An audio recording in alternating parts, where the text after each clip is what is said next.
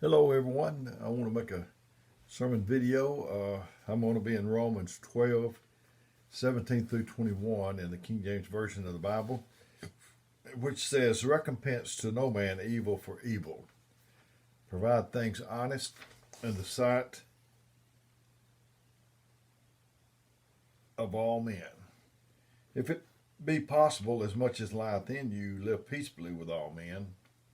Dearly beloved, avenge not yourselves, but rather give place unto wrath. For it is written, Vengeance is mine, I will repay, saith the Lord. Therefore, if thy enemy hunger, feed him. If he thirst, give him drink. For in so doing thou shalt heap coals of fire on his head. Be not overcome of evil, but overcome evil with good." I remember as a kid, if we had a difference of opinion, uh, it seemed like that you just had to get the last lick in. Is that the way it is with y'all, brothers and sisters, that somehow or another that flesh wants you to get the last lick? But not only the last licks, but the last say in a fuss. You want to say just one more thing. You want to get your opinion in. Last licks, I looked it up, it's the action or actions taken during the final opportunity to do something. I know my little great grandson, I speak of him pretty often, Slade Bates. He was here yesterday in my house, and when he was a smaller little boy, uh, my granddaughter was taking him out, and she had to get on to him for something, and it didn't sit well with him. He's better now than he was, but at that time it seemed like he had a little fire in him, and he took his finger and was going towards her face with that finger, closer and closer and closer. And she looked at him and she said, I was watching all this. She said, "You better not." And he got right up to it. I mean, within just a shade of touching her cheek, and he left off. So the last lick, you don't have to worry about getting the last lick, because the last lick, God's going to get the last lick.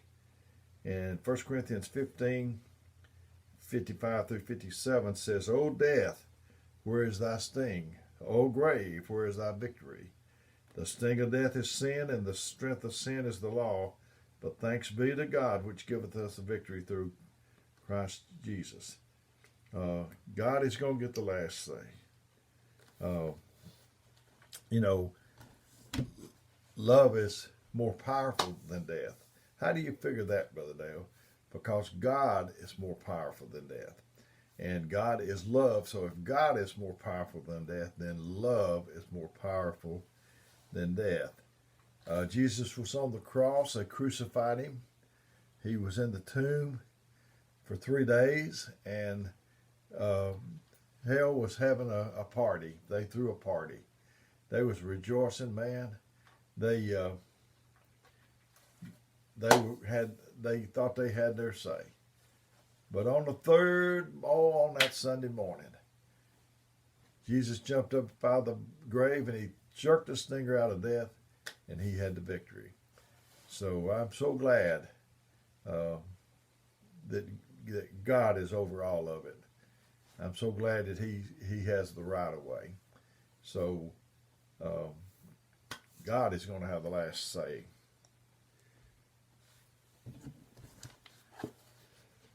So I guess you could call this sermon the last lick. And I heard a story. It said, I was at the post office one day when an elderly lady in front of me asked for a single stamp. Obviously, considering this is a waste of her time, the woman behind the counter makes a snorting noise, rips off a stamp, and flicks it over the counter where it lands on the floor. She doesn't apologize or offer the lady another stamp.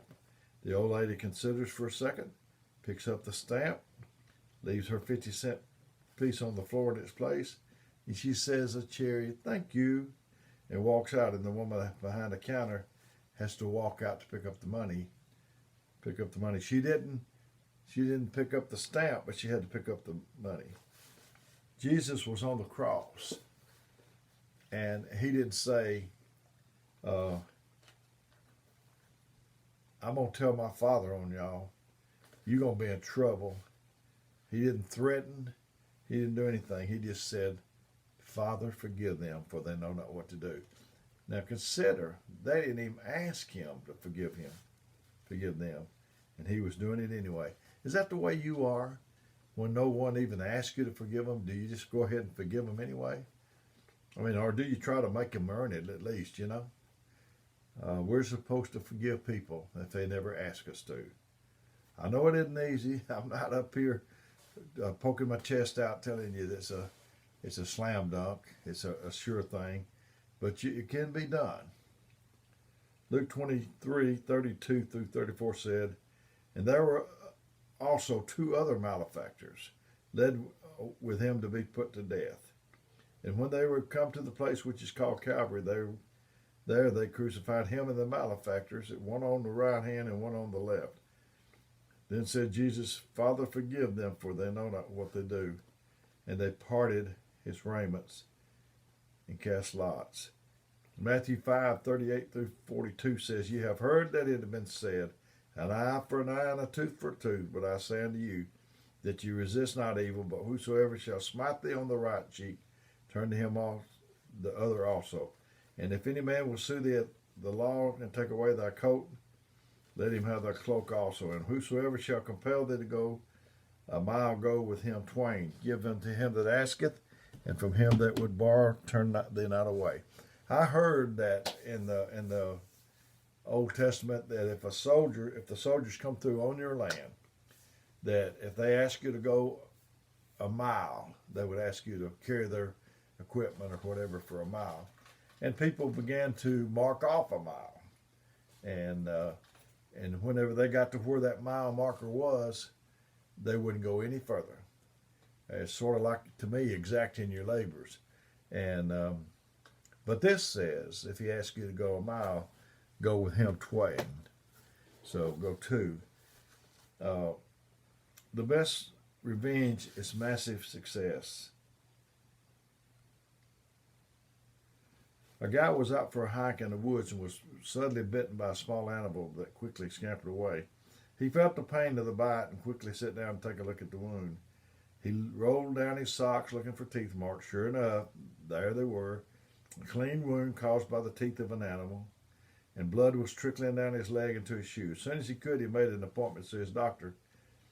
The doctor told him the dread news: he had rabies. The man grabbed a piece of paper off the counter and began scribbling. And the doctor asked, what was he doing? And the man said, I'm making a list of all the people that I'm going to bite. So that's the way some people are. They're going to bite you back. Galatians 5:15 says, but if you bite and devour one another, take heed that you be consumed, not one of another. Revenge. That's a dangerous thing. I know charity. I don't know. I can't remember exact wording of it, but charity keeps no record of anyone's trespasses. And over in 2 Peter the first, I talked about the 7 Christian graces. Did a series on it, and so we don't need to make. We need to forgive. We don't need to hold things and keep records and pay back, and that's of the world. We don't need to do that. We need to love our enemies. It's not easy, friends. I'm not saying it's easy. I quote Brother David Jones a lot, and I remember things he told me. I remember more of the things he did. And there would be people talking about him. I could hear him. I knew he heard them. But Brother David just played dumb. He just acted like he didn't even hear him. I know he heard him. He acted like he was speaking Russian and he was speaking English. He didn't know a thing they said. But he was pretty sharp. I started to tell you something, then it left my mind, but I remember what it was. On the 7 Christian graces, he told us to have the divine nature. We're not supposed to have our nature. We're supposed to have the divine nature. And the WWJD, what would Jesus do nature?